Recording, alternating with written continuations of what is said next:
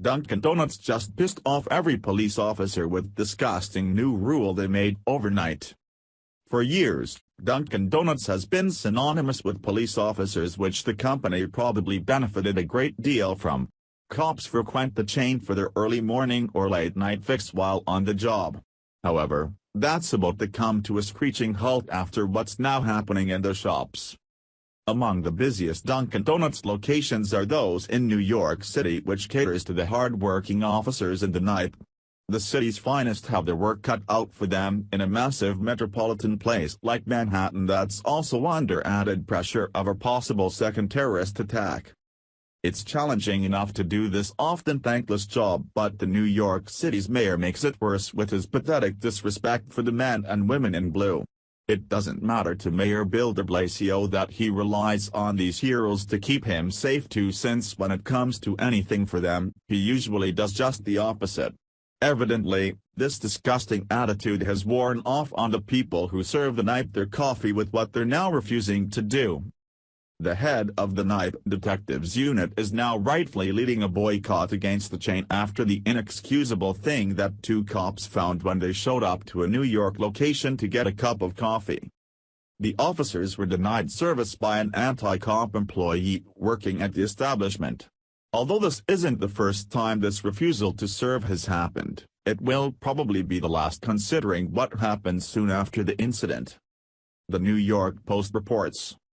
Detectives Endowment Association President Michael Palladino said Thursday that the blatant discrimination was disgraceful and it should not go unattended. "I assume it is an isolated incident.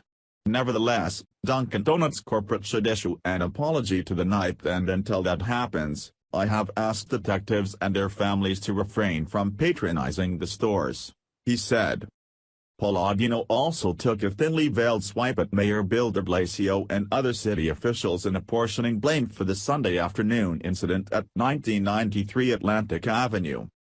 Political leaders in the city have encouraged this type of behavior by constantly demonizing cops and pushing their decriminalization agenda, he said.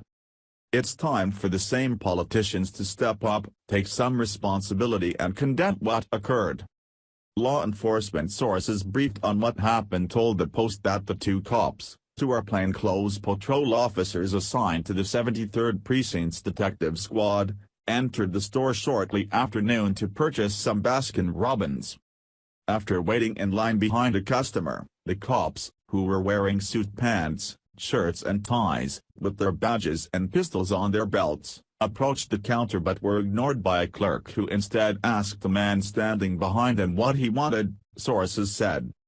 The man gave the clerk his order, sources said, then added, "These two guys were in front of me." "Yeah, I know, but I don't serve cops," the clerk replied. The manager was given the opportunity to make the incident better or worse when questioned about the incident and opted for the latter by basically calling the cops liars. Disputing the officer's claim, the manager said this confusion happened because the cops, who the employee allegedly didn't know were cops, were waiting to order in the wrong area. Given what the employee said to the officers, it was clear they were in the right place and he knew they were cops, since he asked to take the order of the customer behind them, before saying it's because they were cops that he wouldn't serve them. These two men in shirts and ties, who I later found out were police, must have never come to this Dunkin' Donuts before, because instead of waiting in the line where you order, they waited at the counter where you pick up your order, the manager explained as his excuse for what happened. He also refused to give his name to the Post. "You can see on the security tape, they stand here for 5 minutes, while other customers were being served. One customer even ordered ice cream, and they must have not liked that because they left the store," he added. The problem is, he wouldn't provide the tape as evidence of proof to the Post, further making himself look like a liar.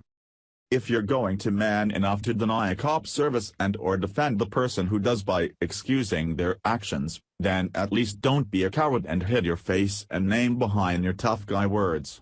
Own it and deal with what comes from it, but don't expect a cop to save you when you need it.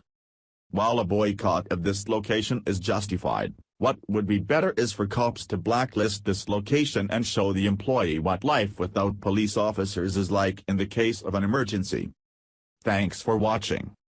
Please subscribe Breaking News 365 channel.